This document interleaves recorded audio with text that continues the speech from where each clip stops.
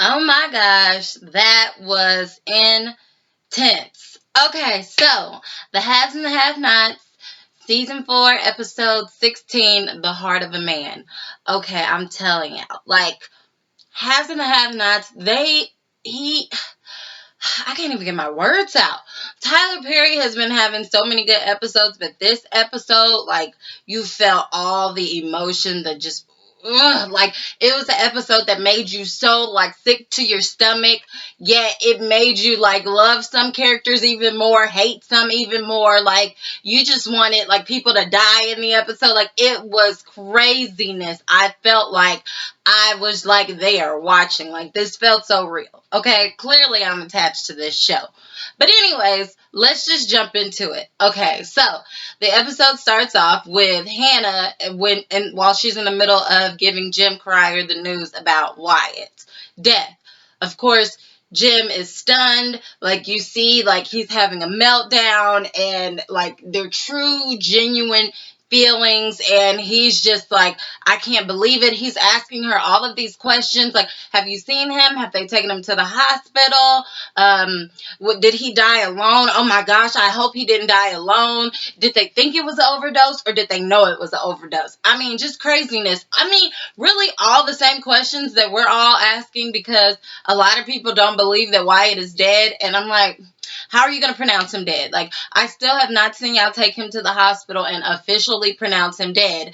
I feel like they should have done all that, or before they contacted the parents, or they should have had Catherine Cryer meet them at the hospital and, like, identify the body. But whatever. So she's like, I don't know, I don't have the answers, and he's just breaking down. So at this point, of course, as a parent, he wants to take matters into his own hands.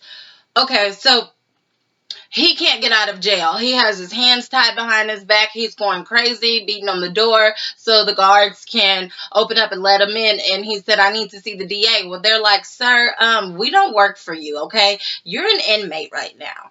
And so he's telling Hannah, please, please, please talk to the DA. Please just do one thing for me. Please, please, please, please, please. I have to get out of here. Hannah is like, I mean, I feel for you and all, but I don't work for you anymore.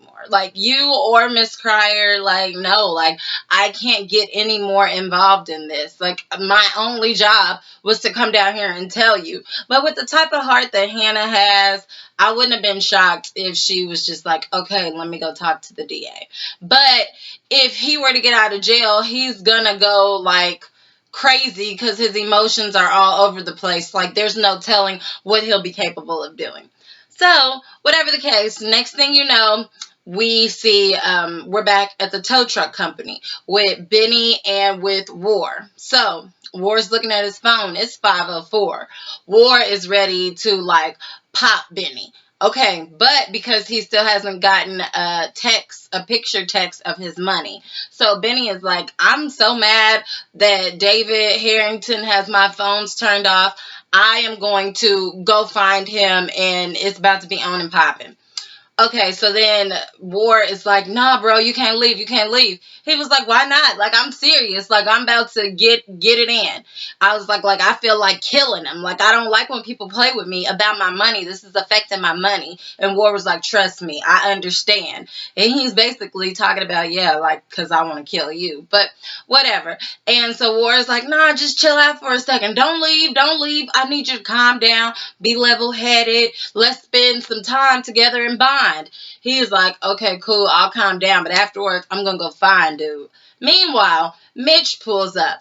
Mitch pulls up, and he pulls his car behind War's car to block him in. He then pulls the tow truck in front of Benny's car so you can't see out of the window what he's doing. At that point, he gets a tire that we know is going to be filled with drugs, and he like picks War's trunk, puts the tire in there, and puts the trunk down. So then Mitch goes inside, and he's like, what's up? What's going on? Like, he has, like, a real, like, evil demeanor towards War, too. Like, Mitch is not scared, and that's what I like. So then Benny is like, yeah, I'm about to go hit up dude David and see what's going on with him.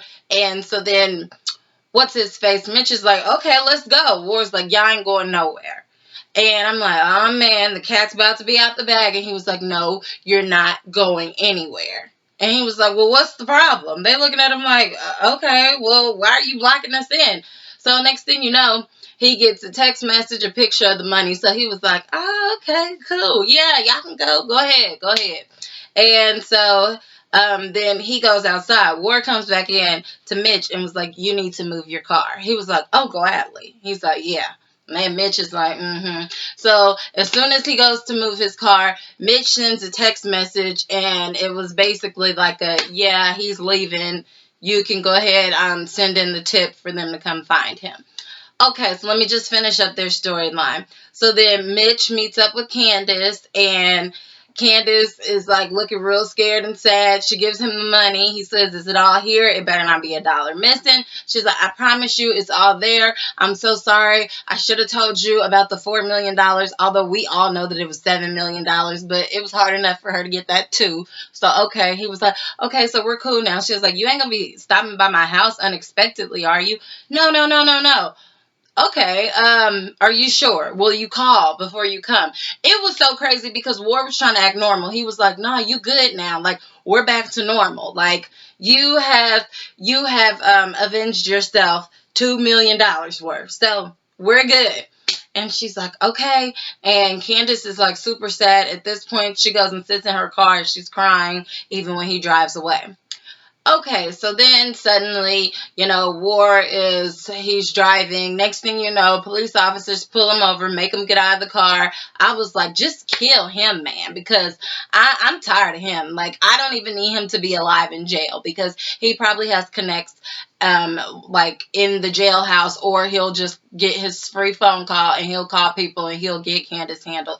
I don't like that. So, of course, he automatically thinks Candace is the one that set him up, and then so she could get her money back, but that's really not the case. But, whatever. So he's being taken to jail, and apparently for the amount of drugs that were in there, he can be taken to jail for a long period of time.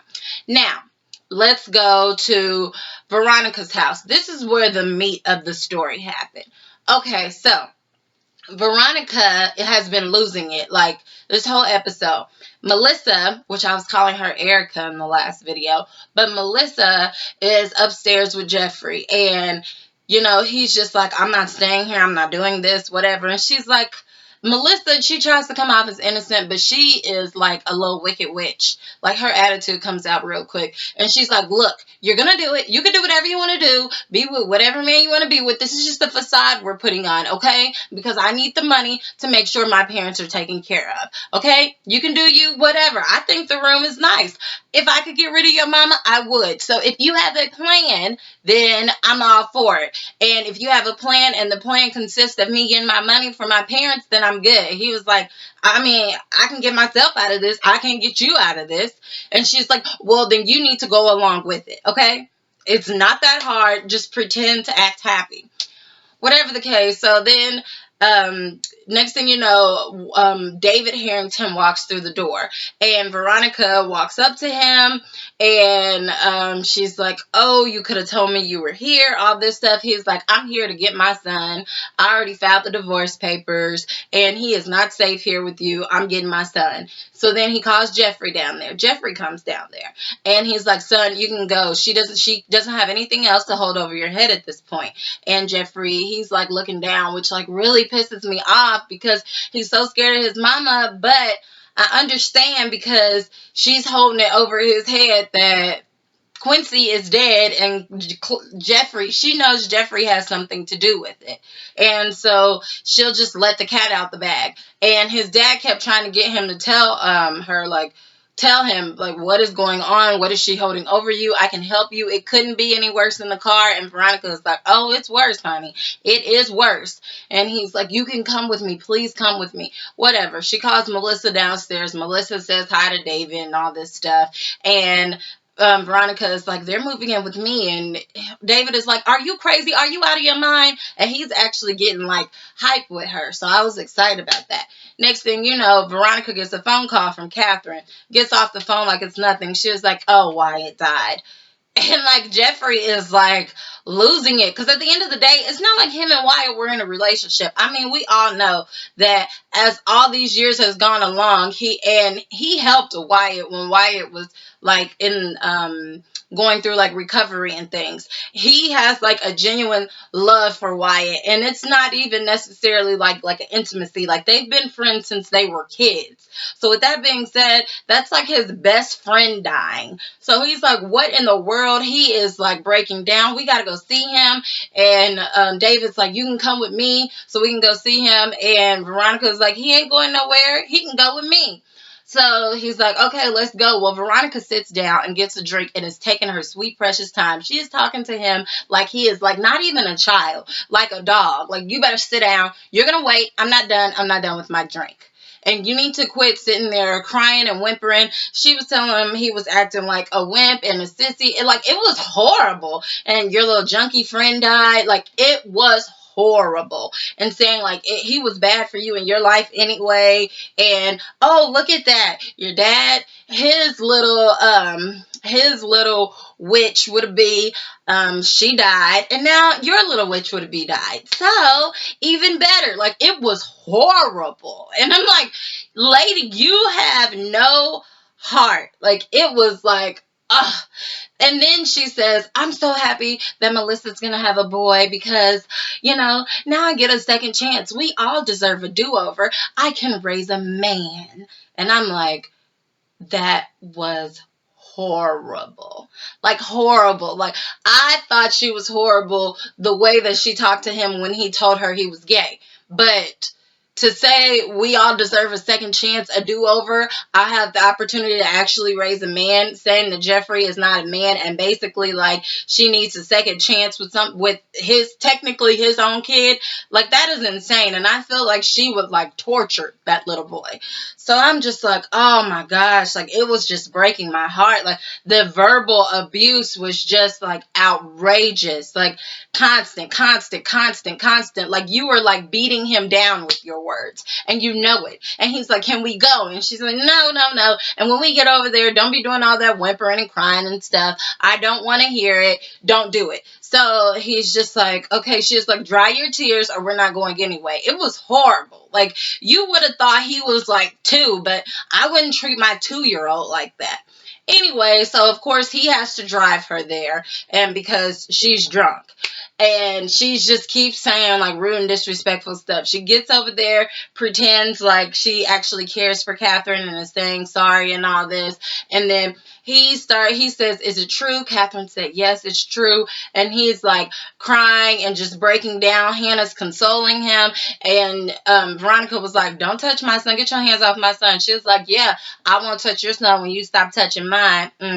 So then she was like, they go back and forth. She doesn't have any control over Hannah, and I feel like Hannah be ready to hit her. And then she was like, Jeffrey, don't be embarrassing me, breaking down crying. Like, people in this neighborhood, they don't cry. You act like you came from Hannah's neighborhood. I'm like, look, there goes strike 2. Why are you doing all of this mess? And supposedly Catherine's son just died. Like, what? Like, you're a horrible person. And Catherine was like, you didn't have to come over. Like, I just wanted you to know just so that you didn't have to hear it on TV. And she's like, oh, well, good. Well, we'll go ahead and leave. Come on, Jeffrey. Jeffrey's like, I'm not going nowhere. I need to see him.